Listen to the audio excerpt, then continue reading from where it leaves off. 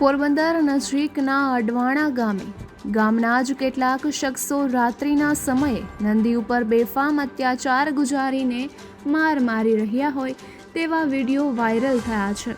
ત્યારે Gujarat animal welfare બોર્ડના મેમ્બરે જિલ્લા પોલીસ વડાને તેના 4 વિડીયો મોકલીને કાર્યવાહી કરવા માંગ કરી છે। ગુજરાત એનિમલ વેલફેર બોર્ડના મેમ્બર રાજેન્દ્ર આર શાહે પોરબંદરના જિલ્લા પોલીસ વડા ભગીરથસિંહ જાડેજાને ઈમેલ દ્વારા રજૂઆત કરીને જણાવ્યું છે કે અડવાણા ગામે પેટ્રોલ પંપ સામે બસ સ્ટેશનની નજીક કેટલાક શખ્સો ગૌવંશ સાથે ક્રૂરતા આચરી રહ્યા હતા। આ અંગે એવું પણ જાણવા મળ્યું છે કે ગૌધનને ત્યાંથી વાહનમાં ભરીને કતલખાને મોકલાવવાની હિલચાલ થતી હતી।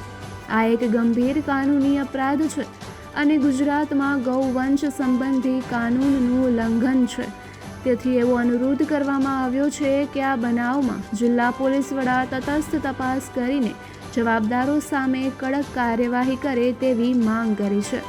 જેમાં ગુજરાત ગૌવંશ હત્યા નિષેધ અધિનિયમ 2011, પશુ ક્રૂરતા નિવારણ અધિનિયમ 1960, ભારતીય ન્યાય સંહિતા BNS અંતર્ગત પણ પશુ ક્રૂરતા સામે કાર્યવાહી કરી શકાય છે।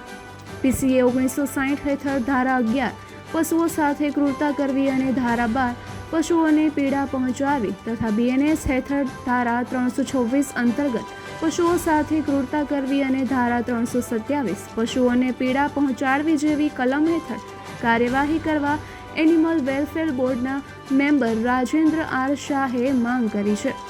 ઉલ્લેખનીય છે કે સોશિયલ મીડિયામાં પણ આ અંગે વિડીયો વાયરલ થયા છે, જેમાં કેટલાક લોકો લાકડી વડે એક વાડામાં આખલાઓને બેફામ મારતા હોય અને તેને બળજબરીથી ટ્રેક્ટરની ટ્રોલીમાં લઈ જવાની કોશિશ કરતા હોય તેવું નજરે ચડે છે।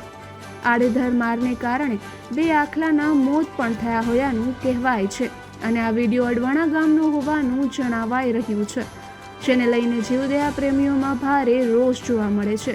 જીવદયા પ્રેમીઓએ જણાવ્યું હતું કે શ્રાવણ માસમાં જ શિવજીના વાહન નંદી પર અત્યાચાર કરવામાં આવી રહ્યો છે, ત્યારે પોલીસે આ મામલે ઊંડાણપૂર્વક તપાસ કરી પશુઓ ઉપર ક્રૂરતાના બનાવ બનવામાં જાતે ફરિયાદી બની આ મુદ્દે કડક કાર્યવાહી કરવી જોઈએ।